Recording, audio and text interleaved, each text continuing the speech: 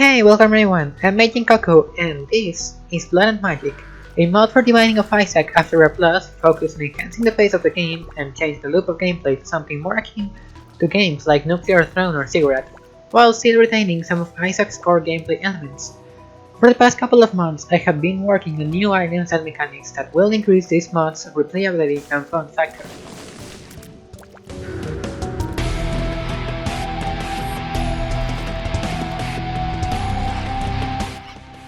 Throughout development, we managed to come up with 4 great and unique mana types. Impetus, the one that has non-elemental powers, Anima, psychic attacks, Ignis, fire and magma, and Navitas, shock and energy. However, there was a 5th type called Potentia, which revolved around strong and explosive attacks. Issue is, this mana type gave little to no room for creativity when compared to the rest, so we decided to entirely redesign this mana type, introducing Terra, Essence of Earth, Element of Life.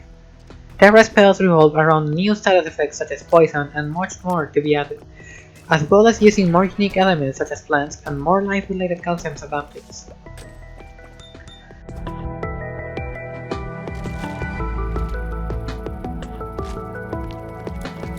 Status effects are supposed to play a big part into this mod, for both the player and enemies. That's why we decided it will be an excellent feature to polish and enhance the system. We have added brand new icons and displays for status effects, so the players have a better indicator of what their tiers are actually doing, in addition to the enemy colors. They usually work like this. The icon itself is a charge bar that displays the duration of the effect, while the outline represents the tick rate at which the effect procs. From day one since implementation, Paralysis has been an iffy status effect, leading to a lot of cheese, broken scenarios, bugs, and even softloks, so we decided to scrap that old effect and revamp it entirely. The new system goes as follows. Shoot your target with a paralysis inflicting weapon and a static charge will grow. Once the effect reaches 100 or 300 on bosses, they will get paralyzed depending on the strength of the stacked effects. After this, the target will begin a cooldown during which you will not be able to stack the effect again. Different weapons have different durations for stacks. For example, there could be a weapon that deals 50 static charge but only adds 0.3 seconds to the stack. Well, there could be another weapon that deals 5 static charge and adds 0.5 seconds to the stack, giving more play to strategic gameplay and tone management.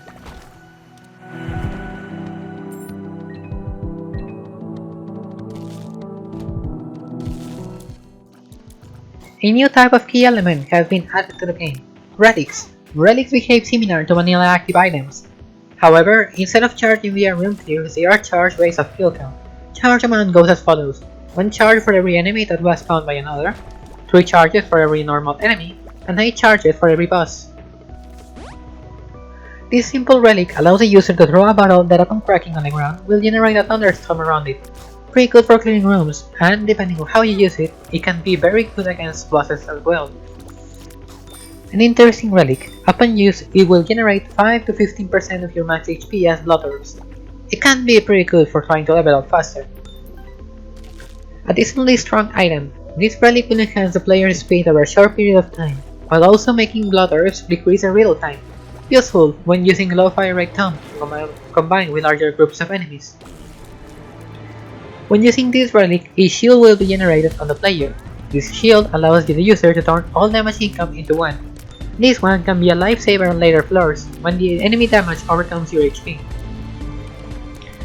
A strong yet dangerous relic. Unlike the rest, this one doesn't need any charges to use, and it can provide the user with a huge and never-ending power boost, as well as some extra speed and higher dodge chance. However, this has a great cost, as using the relic will prevent the player from being able to pick up another relic throughout the run. Make sure to use it wisely.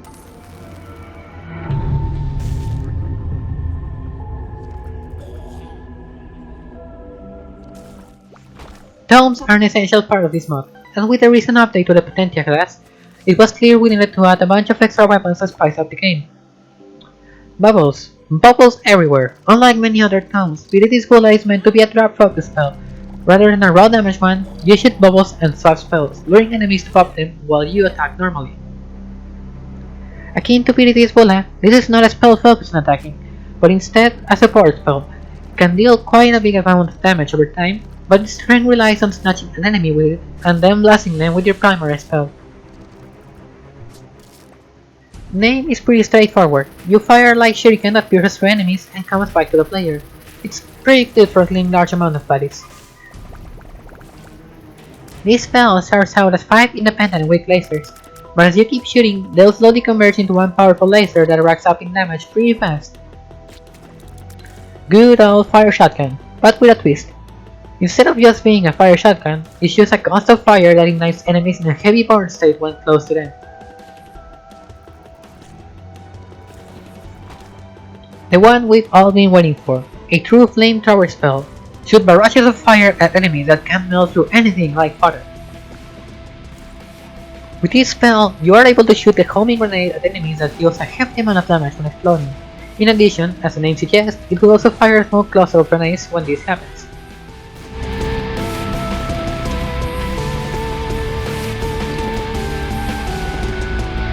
Keepsakes, one of this mod's core elements. Passives if you may. We've worked towards adding some new keepsakes that revolve around new features of this mod, as well as some new callbacks we've added. The Transposition allows the player to get a random pickup whenever they use a relic.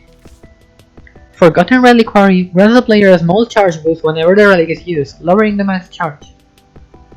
Philosopher Stone can be a pretty decent keepsake in the long run, as it can give you a random mana type whenever you recover any type of mana.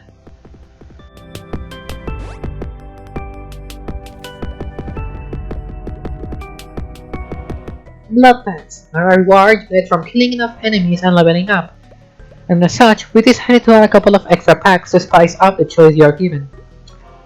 Pre-emptive Strike is such a strong blood pact if you know how to play this mod while ensuring you don't just die out of nowhere.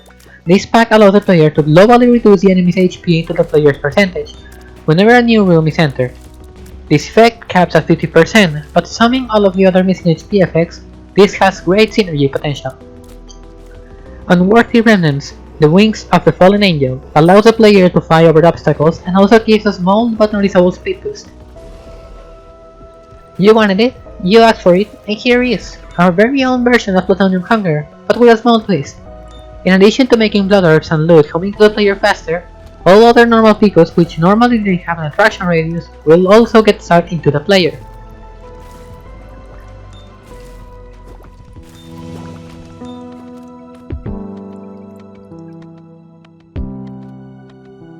If you follow me on Twitter, you were probably expecting something special which I said I wasn't going to tease. Well, this is it. Introducing Keepsacks. These little things can spice up gameplay pretty neatly. Now, instead of just flat out spamming 3 keepsakes on item rooms and boss rooms, a keepsack with special properties will be spawned. Likewise, you can now find keepsacks in shops, though their contents will be far less special than the ones found naturally.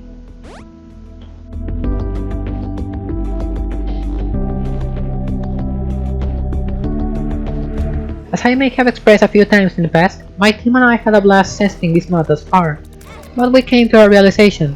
The current progression system in this mod is weird. You get a weapon and on the next floor you have to swap it to see on par. And on the next floor, the same thing happens, which on paper sounds amazing because it means you have to keep adapting throughout the run. But this also limits your power over what build you want to rock. You can't just grab a tier 1 or 2 weapon and use it until the last floor.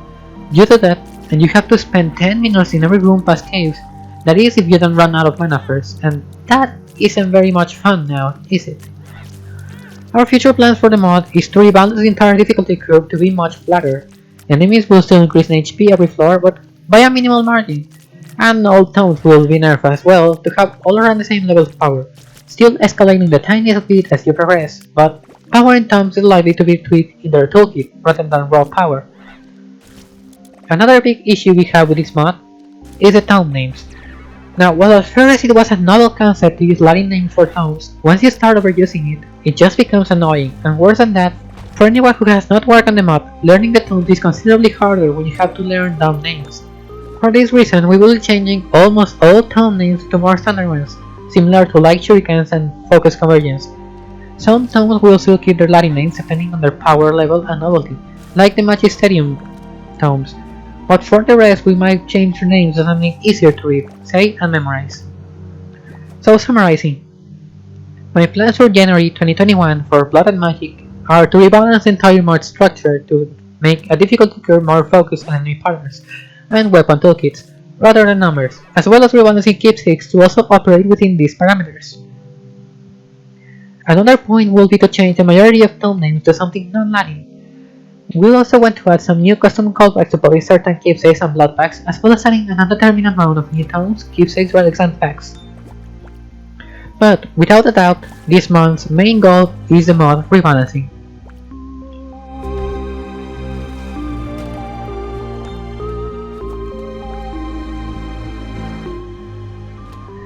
Now that's everything for this topic. I know I haven't uploaded for like a really long time and I'm very sorry, but life has been a mess for the past couple of months. Plus I have been working very hard on Blood and Magic to add all of the features exposed on this version, plus everything that I've posted on the changelog below. It's been a wild ride thus far. In addition to all of what I said here, I've also fixed a plethora of bugs, but both codes on previous updates and the ones I worked for this devlog. But yeah, that's probably it. We tweaked our stuff, we rebalanced many tones, many keepsakes to make them more I don't know, more unique and fun to use. I also fixed a lot of bugs which were very game breaking before, but they are fixed now, so nice. Anyway, I really hope you enjoyed this new format of devlog. I'll try my best to keep doing this. It's the first time I make a script and start reading or following the script while I record without any gameplay, and then I record the gameplay afterwards. So I hope this new method is actually nicer to look at and process, because it's taking a lot of effort. Recording all of the segments for this video was a pain, and also editing, it took a long while, so that's why I'm uploading this way too late into the month and not like the 1st or 2nd of January. That's the main reason. But as I said, I hope you enjoyed this video. If you did, don't forget to like, subscribe, and follow me on Twitter for more updates. I've been posting a lot of updates on Twitter about the mod. So if you want to stay tuned, make sure to follow me there. Or you can wait another month for the next devlog if I do keep my schedule in check, which I hope I do. Anyway, see you until next time.